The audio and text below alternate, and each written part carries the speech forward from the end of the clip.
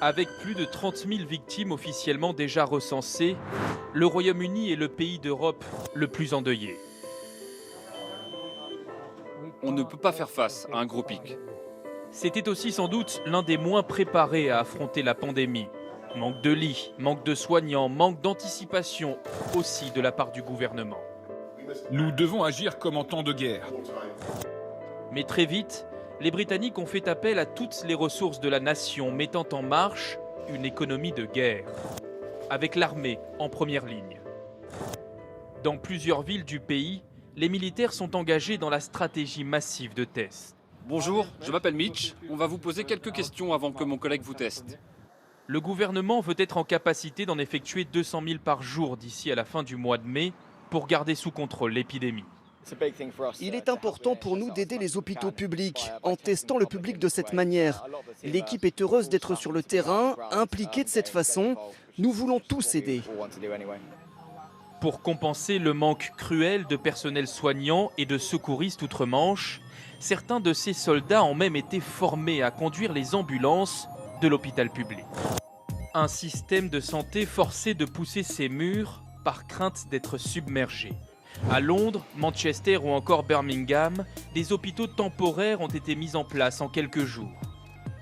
Si la plupart de ces lits n'ont finalement pas ou peu été occupés, ils resteront ouverts par précaution, avec pour prêter main forte aux soignants du personnel civil. 600 000 bénévoles se sont portés volontaires auprès du gouvernement pour aider les personnes fragiles ou les médecins. Comme certains personnels d'EasyJet ou de British Airways dont les avions sont cloués au sol. C'est le cas de Tadja Duncan. Vous faites quoi habituellement? Je suis personnel de cabine. Mise en congé par sa compagnie, mais qui refuse de se tourner les pouces chez elle et qui, comme d'autres ici, aide à la distribution des repas. Entre autres. J'ai décidé d'être l'une de ces personnes qui viennent aider car je sais que cet hôpital avait particulièrement besoin de personnel. Et je suis contente d'en faire partie. Une mobilisation de la société civile et un appel à la mobilisation générale de l'industrie. Nous combattons ce virus avec tout ce qu'on a. On est en guerre contre un ennemi invisible et on doit faire tout ce qu'on peut pour le stopper. À la demande du ministre de la Santé et du gouvernement, les fleurons de l'industrie britannique ont été sollicités pour changer leur chaîne de production et construire des milliers de respirateurs en urgence.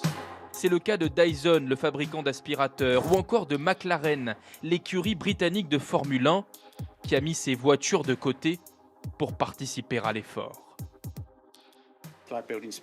C'est comme construire des Spitfire, c'est peut-être un peu moins excitant, mais nous mettons toutes les compétences que nous avons pour aider à sauver des vies.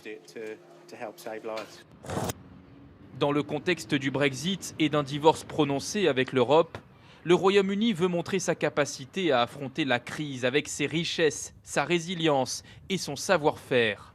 Mais en est-il vraiment capable? En a-t-il les ressources seul? L'un des enjeux est désormais la recherche d'un vaccin.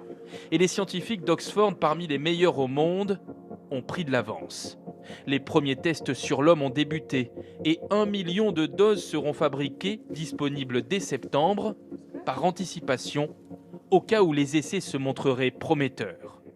Le Royaume-Uni est le plus grand donateur pour trouver un vaccin. Nous avons engagé jusqu'à 850 millions d'euros pour la réponse mondiale au coronavirus. Boris Johnson refuse d'évoquer une compétition entre pays. Pourtant, plus les semaines passent, plus la mobilisation des Britanniques et leur capacité à sortir de cette crise, grandie ou affaiblie, apparaît comme un défi national, celui qui construira le monde de demain.